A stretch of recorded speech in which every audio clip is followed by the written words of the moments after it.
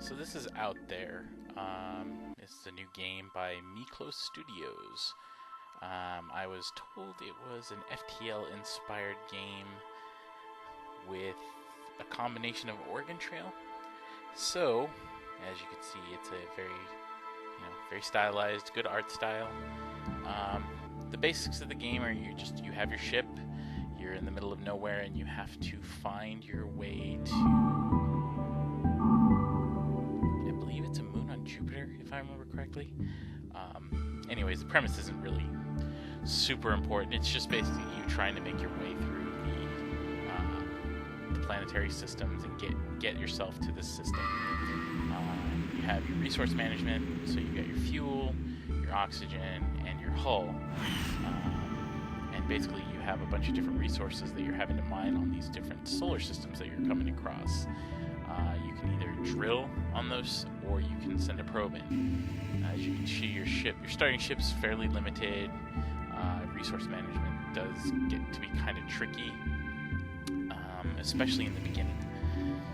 I tried playing this once, my first playthrough and first couple of playthroughs, and I had some real difficulties getting any further than like maybe the third or fourth system.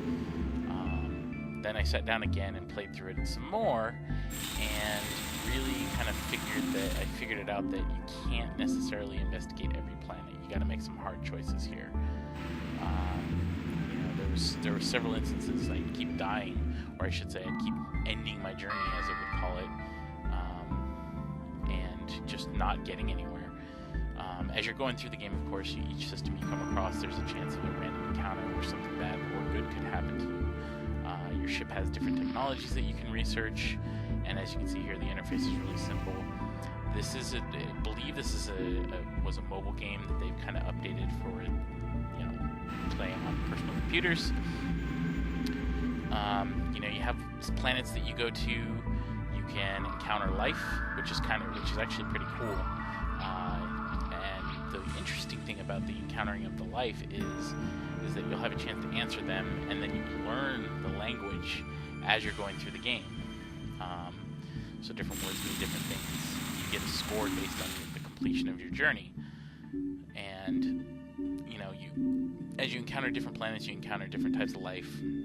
You learn more words. A lot of these ores and resources, I never figured out what they did. I know some of them were used in crafting for certain weird items. But the cool part here was when I finally got to the point where I discovered a new ship. Similar to FTL, you can find ships that are upgraded much better than the ones you have. So as you can see, the inventory size changes quite a bit, and the ships actually have some interesting technology that you may not have on your own ship. I thought this was really cool. I really like the designs of the ship. This is kind of where the game turned for me. I was like, oh, okay, I'm finally getting somewhere. I feel like I'm making some progress and not just wandering and randomly clicking on place after place. So you basically get to take over the ship. One thing I wasn't sure about was whether or not you get to pillage your old ship, but of course you do.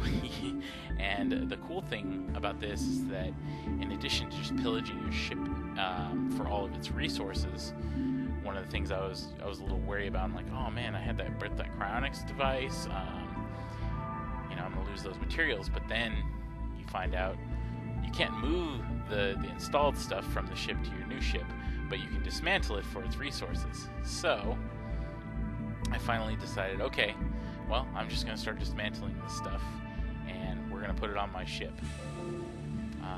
So I was, of course, looking for what the ingredients are. You can see all the technologies that you have available to you to build on those ship.